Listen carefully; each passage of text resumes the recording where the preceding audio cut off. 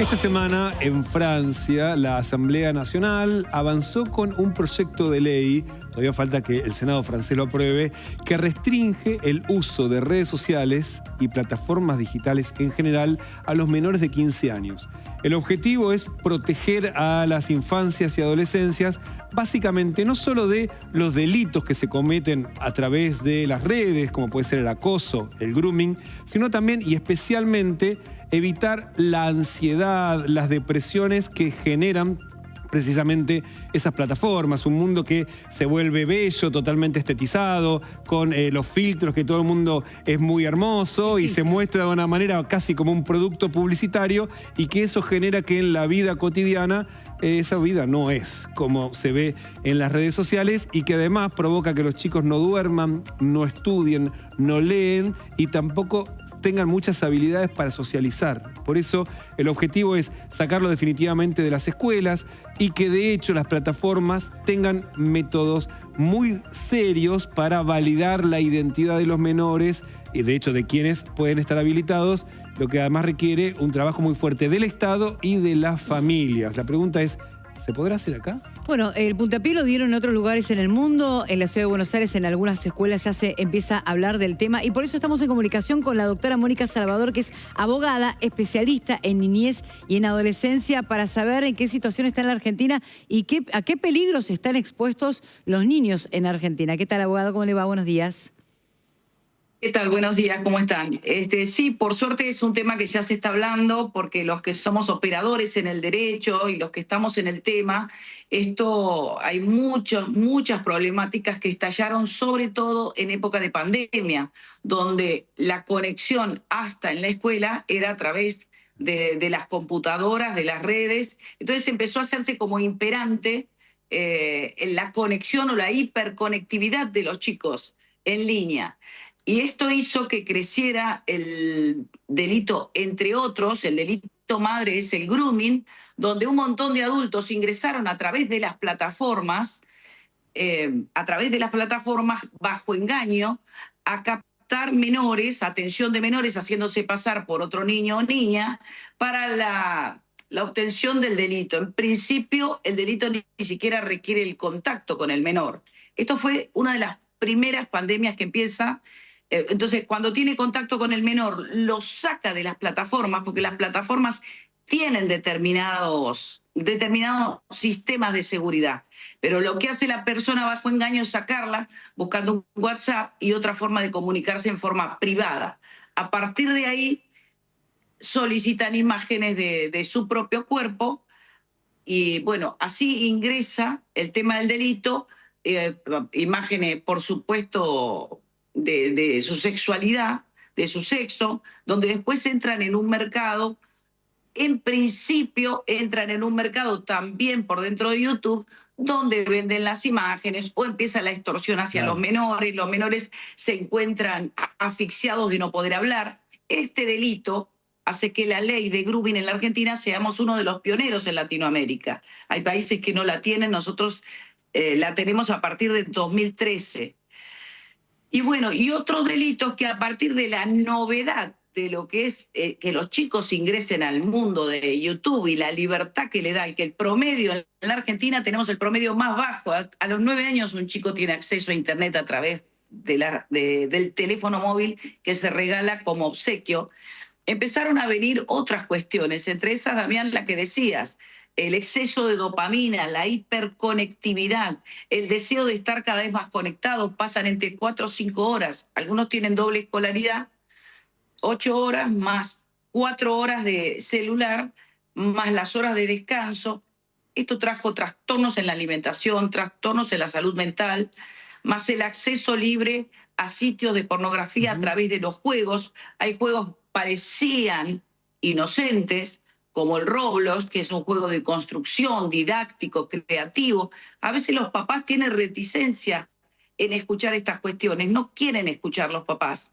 Pero lo cierto es que cuanto uno más informado está, mejor puede prevenir de los peligros. Por ejemplo, en el Roblox, una plataforma que tiene formato creativo el juego, donde ellos hacen su propia ciudad, donde ellos hacen sus propias creaciones de su mundo, por ejemplo, ingresan en algunas partes del mundo y de otros mundos en prostíbulos, donde inmediatamente tienen acceso a visiones, imágenes pornográficas, donde un chico de 8, 9, 10, 12 años no está capacitado, No, claro. con lo cual también tampoco lo cuenta a los papás. Y esto también entra al mundo de adultos, que inmediatamente los pueden captar para el delito de grooming y otros delitos conexos, como por ejemplo la ludopatía infantil. Los chicos ingresaron a un mundo de juego, por ejemplo, en estos juegos las vidas valen. Para seguir avanzando tienen que comprar. Y si los incita al consumo, automáticamente. Claro. Y sí, entonces siempre va a estar el adulto que a través de, sin que sepa el niño, niña o adolescente que hay un adulto detrás, se creen que es un amiguito o amiguita porque es bajo engaño, le empiezan a vender, le empiezan a comprar esas vidas y empieza un intercambio, una amistad donde tiene otros intereses. Entonces, a través de entrar en un sistema que creímos todos, porque en realidad pensamos que era de avanzada, que esta es la discusión, quitarle los avances, los chicos necesitan conocer, capacitarse, como que les daba herramientas de conocimiento que nadie las niega, aparecieron otro tipo de delitos que fueron mucho más rápidos que las legislaciones. Fíjate que los casos son alarmantes en cuanto a salud mental, en cuanto a trastornos alimenticios, en cuanto a adicciones al juego, que no existía. La ludopatía hace 30 años atrás era una patología solo de hombres, para que se den idea. Claro, de hombres grandes apareció, de ciertos unos 28 sectores sociales. Años, a través de las maquinitas, aparece como enfermedad hacia las mujeres.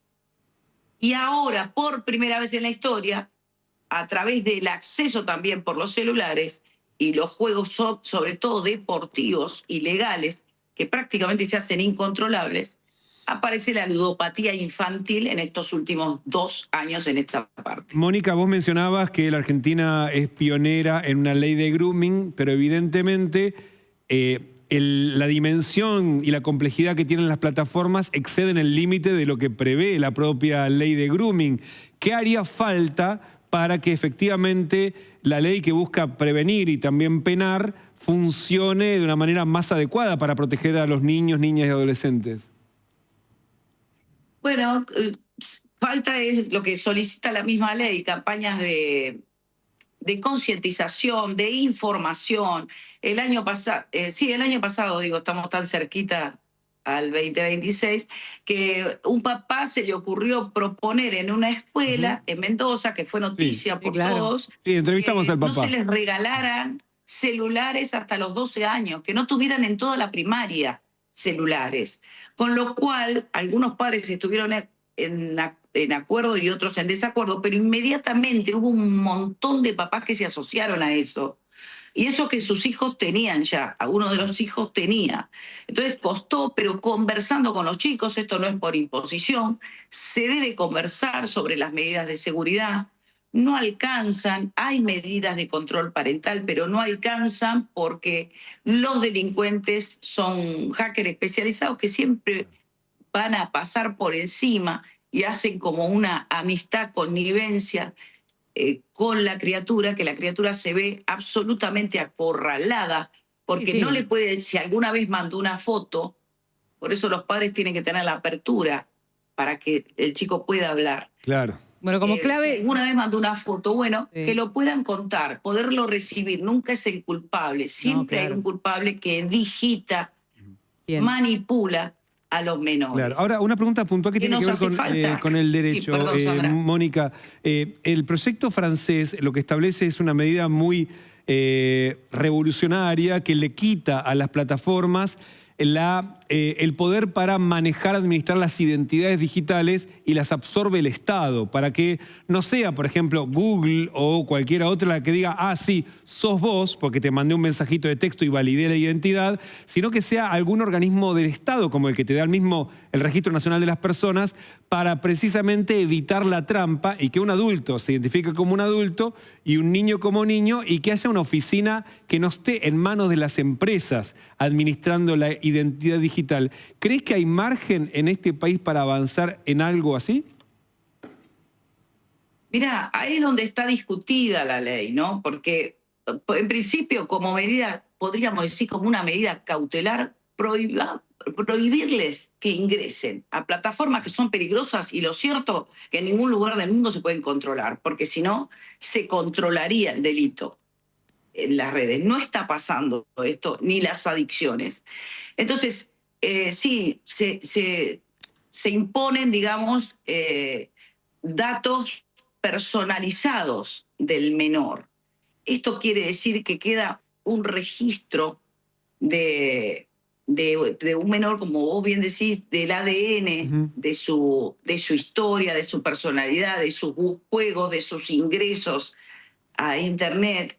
Y ahí viene qué hace el Estado con toda esta información, ¿no? Porque, bueno, lo mismo que está pasando con la información que cada uno le ponemos a nuestro celular, habilitar donde estoy, en forma permanente. O sea, ya tenemos que resignarnos en que hay una supervisación de lo que hacemos cada uno de los adultos, dónde vamos, cada vez que ponemos el Google, cada vez hay una que entramos, el algoritmo nos da. Hoy estamos hablando, todos vamos a recibir, yo que estoy hablando desde el celular, por supuesto, información referida. Es como que hay entre 5 o 6 personas que digitan la vida de todos en algún punto. Entonces, que además el manejo de esa información, ¿no, doctora? Y el manejo de esa información que es tan peligrosa y que expone tanto a los niños.